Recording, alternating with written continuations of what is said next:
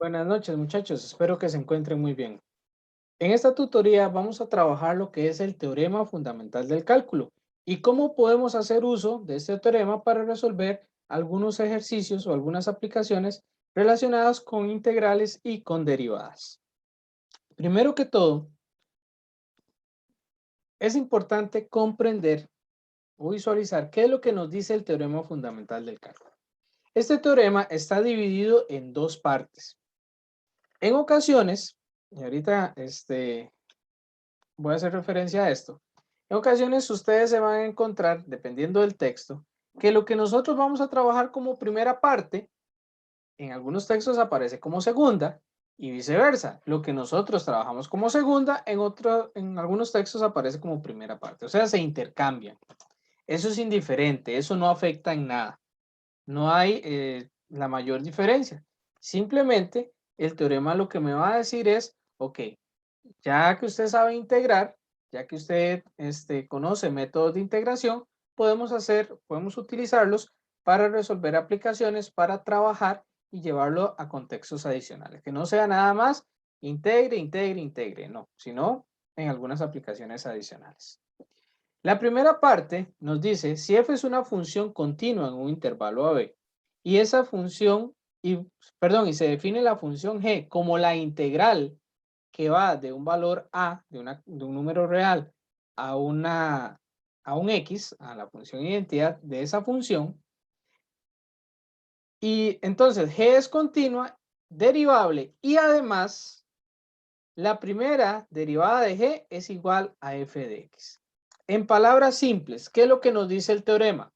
Si usted tiene una función que está compuesta por una integral definida, cuando tenemos esto, que son los límites de integración, es una integral definida, y en esa integral usted tiene una constante, y en este caso particular, una función identidad, en el momento que usted deriva de esa función, usted anula la integral.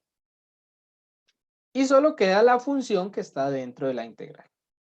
Ok, eso lo que me dice también es que existe una relación entre integrales y entre derivadas, que son operaciones opuestas, que cuando yo derivo una integral, se anula esa operación y me queda la función que está dentro de la integral, en palabras simples.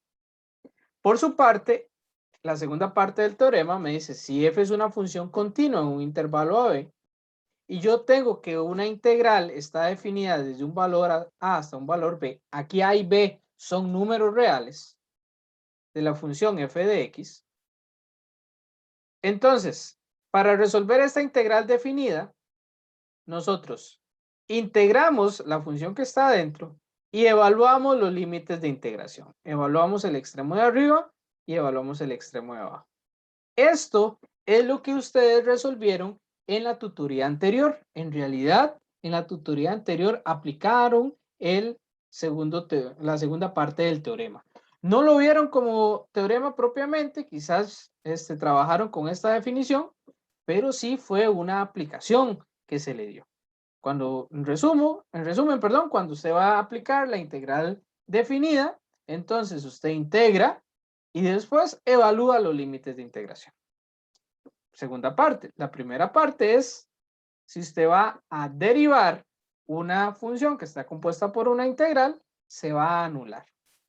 Noten que aquí la función que está arriba es x, pero aquí no necesariamente puede venir solo x, puede venir cualquier otra función. Y precisamente cómo trabajar cuando viene cualquier otra función es lo que les voy a mostrar a continuación en los ejemplos. Me dice mi primer ejercicio. Calcule y simplifique al máximo, ahí me falta una tilde, f' de x, sí sabemos, o sea, la primera derivada de x, sí sabemos que f de x es igual a la integral que va desde cos de x hasta sen de x de la raíz de 1 menos m a la 2 de m, con x que es un número que está de 0 a pi medios.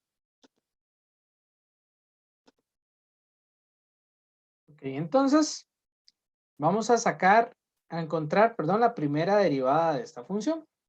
Es decir, vamos a derivar f de x que sería derivar esta integral que está acá. Si recordamos lo que nos dice la primera parte del teorema, nosotros podemos hacer esto cuando usted tiene de una constante a una función. Y aquí esta integral va de función a función. Entonces es importante que ustedes recuerden, que ustedes tengan presente algunas propiedades de la integral definida, que la pueden encontrar ahí en en el libro de texto, el libro de teoría, y también en un documento que que van a tener ahí en el aula virtual, para que puedan ahí repasar, visualizar, perdón, cuáles son esas propiedades de la integral definida. Ahora bien, ya cuando ustedes repasen eso, que esa parte sí, les aconsejo que la hagan para que vayan comprendiendo mejor qué es lo que hace en este ejercicio, cuál es el proceso que se aplica. Una propiedad nos dice, ok, yo puedo separar una integral. La puedo separar siempre y cuando haya un valor que coincida entre ellas. Es decir, voy a separar la integral de coseno hasta 0, de esta función que está aquí adentro, y de 0 hasta sen de x. Coincide el límite superior de acá con el límite inferior acá. Ahora, ¿qué valor yo voy a utilizar? Bueno, puedo utilizar un valor siempre y cuando no se indefina la función o alguna de las funciones con las que estoy trabajando. ¿A qué me refiero con que no se indefina? Bueno, que si tengo, por ejemplo, logaritmos, en logaritmo de x, logaritmo natural de x, yo no puedo trabajar con números negativos porque se me indefiniría ese logaritmo. Que si tengo raíces de índice par, no puedo utilizar valores que hagan que se indefina la raíz, esos aspectos. Ahora bien, esta segunda integral ya cumple la forma que nosotros necesitamos, que es de una constante a una función. Esta primera integral no. Acá entonces volvemos a lo que les mencioné hace un ratito. Hay una lista de propiedades de la integral definida. Y aquí hay una, o vamos a aplicar una que dice, ok, que si yo necesito cambiar los límites de integración, yo puedo multiplicar mi integral por menos 1. Multiplico la integral por menos 1 y automáticamente invierto los límites de integración. O, visto de otra manera, cuando usted invierte los límites de integración, esa integral va a cambiar de signo. Estaba, por decirlo así, positiva, pasa ahora a ser negativa, para que lo entiendan de una manera más fácil. Ok, ya la acomodamos, ahora sí vamos a derivar. Resulta que cuando nosotros tenemos una función que no es la función identidad, hay que aplicar la regla de la cadena. ¿Y en qué consiste esta regla de la cadena? Lo primero que vamos a hacer es tomar este coseno y evaluarlo dentro de la función que tenemos aquí. O sea, este coseno lo vamos a cambiar por m. Y después vamos a multiplicar por la derivada de esta función, la derivada de cos. ¿Qué pasa en esta integral? Cuando yo la quiero derivar, bueno, hago lo mismo.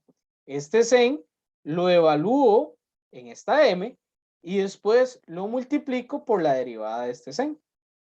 Es decir, nos quedaría así.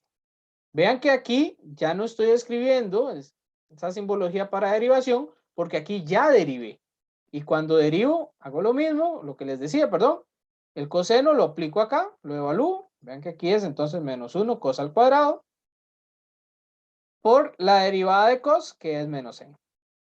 Aquí hago lo mismo, este sen lo evalúo, entonces me queda menos 1 menos n al cuadrado por la derivada de sen, que es cos.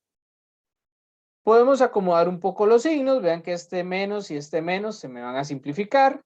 1 menos cos al cuadrado, eso es una identidad trigonométrica que es sen al cuadrado.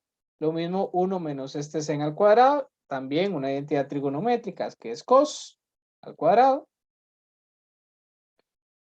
Puedo simplificar más, raíz cuadrada de sen al cuadrado es sen y raíz cuadrada de cos al cuadrado es cos. Ahora, ¿qué fue lo que pasó? Bueno, los menos, como lo mencioné en el proceso anterior, se van a simplificar. Aquí me va a quedar un sen al cuadrado, en la raíz queda sen, pero por este sen que está aquí, vuelve a quedar sen al cuadrado. Este cos le saco raíz, queda cos, pero por este cos que está aquí, me vuelve a quedar cos al cuadrado. Y si ustedes se acuerdan, sen al cuadrado más cos al cuadrado es una identidad trigonométrica pitagórica, que eso es 1. Y listo.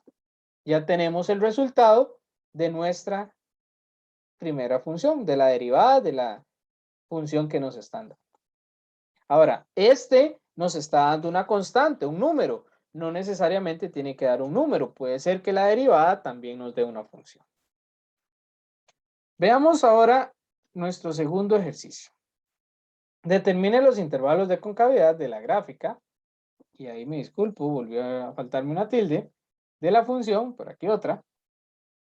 G de x es igual a la integral de x menos 1 sobre 2x más 3 de la función t a la 2 más 3t más 1 de t.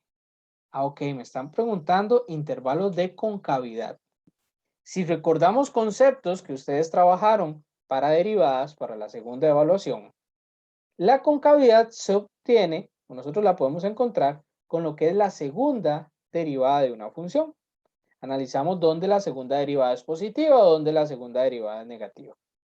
Eso quiere decir que aunque no me estén diciendo directamente que encuentre la derivada, sé que debo de hacerlo. Entonces vamos primero a derivar esta función y sucede un caso parecido a lo que ocurrió en el ejercicio anterior. Tenemos una integral que va de función a función. Entonces voy a separarlas en dos integrales. En este caso utilizo el 1, desde x menos 1 hasta 1 y luego de 1 hasta 2x más 3. Pero acá tengo de una función a una constante, entonces aplico la misma propiedad, intercambio los límites de integración y la integral le cambio el signo, queda multiplicada por ese menos 1. Listo, vean que no he derivado, es solamente aplicado propiedades de la integral definida. Ahora sí voy a derivar. ¿Qué es lo que me dice cuando yo derivo? Ok, tome la función que está acá y evalúela en la función que está aquí adentro.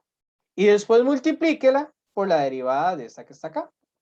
O sea, tomo el x menos 1, lo evalúo en el t, aquí está, en este otro t, aquí está, y al multiplicarlo por la derivada de x menos 1, esa derivada me da 1. Este menos es este menos de aquí. ¿Qué hacemos con esta otra? Lo mismo. Esta función la evalúo acá adentro, está, y multiplico por la derivada de esta función, que sería 2. Podemos resolver, podemos simplificar un poco lo que está dentro de cada uno de estos paréntesis. Ese proceso ustedes lo pueden hacer ahí para verificar que estaríamos obteniendo un x a la 2 más x menos 1 y dentro de todo este nos quedaría un 4x a la 2 más 18x más 19. Podemos seguir simplificando, este menos le va a cambiar los signos, este 2 se va a distribuir, simplificamos lo que corresponde y entonces nuestra primera derivada sería 7x a la 2 más 35x más 39. Tenemos la primera derivada, pero para sacar la concavidad necesitamos la segunda. ¿Ok? Entonces, ahora vamos a sacar esa segunda derivada de g. Al sacar la segunda derivada de g, lo que tenemos que hacer es derivar la primera. O sea, derivar este polinomio que obtuvimos en la diapositiva anterior. Cuando nosotros derivamos y aplicamos las reglas de derivación, esto nos estaría quedando 14x más 35. Otra vez, recordamos teoría. Para determinar los intervalos de concavidad debe resolverse que 14x más 35 es mayor que 0. O sea, vamos a buscar dónde la segunda derivada es positiva. Ahora, si ustedes quieren buscar dónde es negativa, o sea, dónde es menor que 0, no hay ningún problema, porque se complementan. Si yo obtengo dónde es positiva, automáticamente lo que me hace falta es dónde es negativa, o viceversa. Entonces, en nuestro caso, voy a trabajar con 14x más 35 mayor que 0. Hacemos el despeje, simplificamos y obtenemos que x, para que esta, la segunda derivada, sea mayor que 0, x tiene que ser mayor a menos 5 medios. ¿Qué me quiere decir eso? Que la función g es cóncava hacia arriba en el conjunto, en el intervalo que va de menos 5 medios hasta más infinito, o sea, para los x mayores a menos 5 medios. y cóncava hacia abajo de menos infinito hasta menos 5 medios. Y listo, ya encontramos los intervalos de concavidad de la función que nos estaban pidiendo. Estos son algunas de las aplicaciones que nosotros podemos utilizar para el teorema fundamental del cálculo. Con el teorema fundamental, perdón. En la siguiente tutoría, ustedes van a ver otra aplicación. En este caso, siguiendo con lo que es integral definida de constante a constante, que hace referencia a áreas entre curvas y áreas bajo la curva. Por hoy, esta sería, como les mencionaba, una de las aplicaciones. Ojalá hayan seguido ahí el hilo, hayan visto cómo se aplican estos teoremas, principalmente la primera parte del teorema, y que puedan utilizarlo para resolver ejercicios de práctica. Es muy importante, hago énfasis en eso, que ustedes busquen las propiedades, que ustedes también resuelvan algunos ejercicios de los que están en el libro de práctica, que incluso algunos vienen con algunas soluciones.